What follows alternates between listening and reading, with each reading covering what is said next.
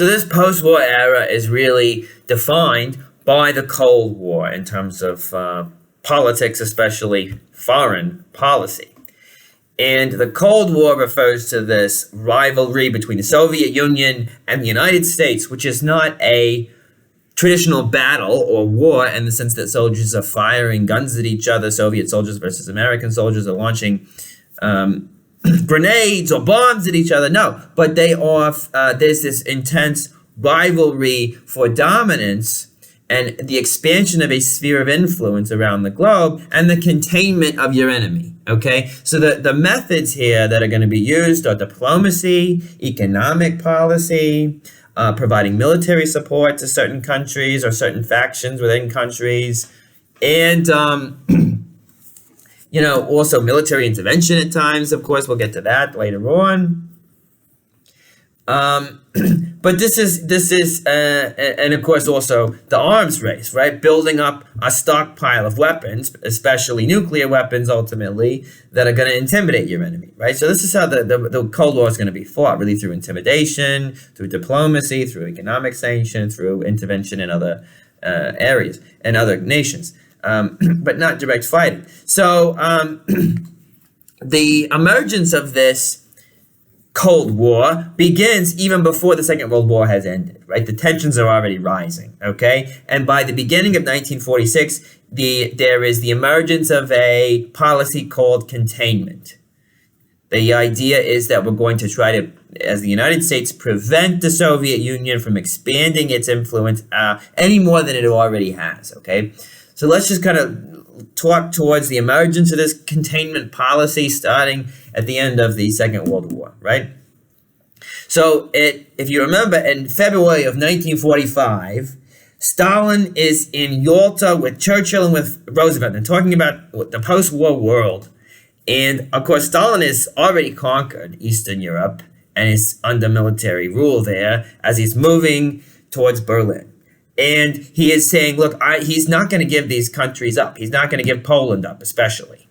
And so, you know, FDR is not really ready to declare war. So he says, okay, but you got to allow free elections. And Stalin says he will, but of course he doesn't, right? And of course he goes even further than that because there's this government in exile in London, these Polish refugees who had been promoting a democratic, capitalistic government, an anti-communist government. Well, they go back to Poland after the war and he arrests them, okay? So it's very clear, right, that he's not going to respect democratic processes at all in the countries of Eastern Europe that he is expanding his influence into, okay? And by the end of 1945, he is also doing the same thing in Romania and in Bulgaria that he's done in Poland. And in all these places, and then again in North Korea, shortly in 1946, he puts these communist regimes in there that are puppet regimes that he controls.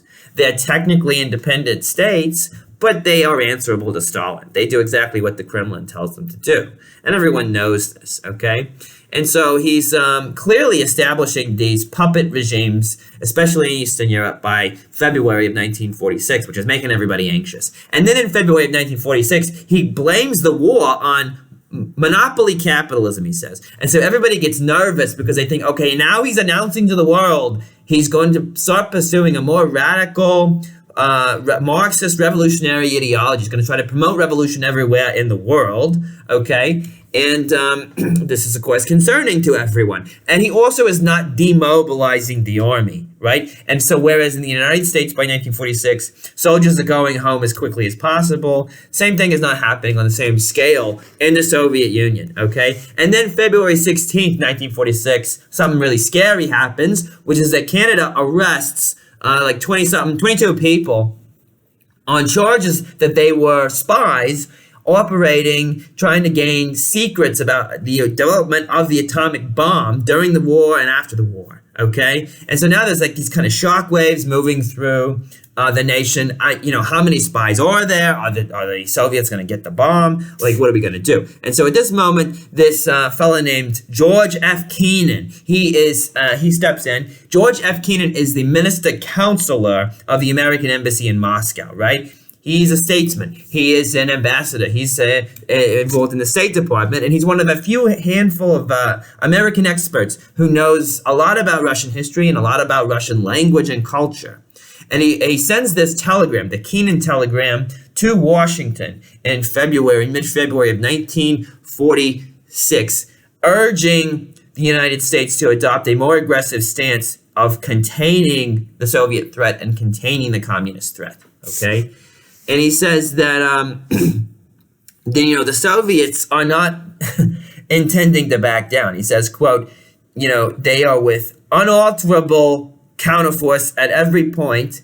Sorry, this is what he said. We got to confront the Soviets with unalterable counterforce at every point where they show signs of encroaching on the interests of a peaceful and a stable world, right? So the idea is, we can't give in to appeasement. Appeasement is what got everybody in trouble in the late 30s. We can't make the same mistake, right? This is also why Truman, it was certainly going to be a political suicide to not demand unconditional surrender from the Japanese. But part of why it was going to be political surrender was he was going to be accused of appeasing the Japanese government, okay? But so the idea here with Keenan is that you cannot appease Stalin. You have to stand up to him. You have to be ready to meet him with force if necessary. And you have to contain him, okay?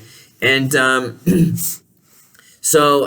the end of, going forward in 1946 into 1947, this is kind of the developing policy that's going to become definitive throughout the Cold War on the United States part. We're going to have this policy of containment, of non-appeasement, okay?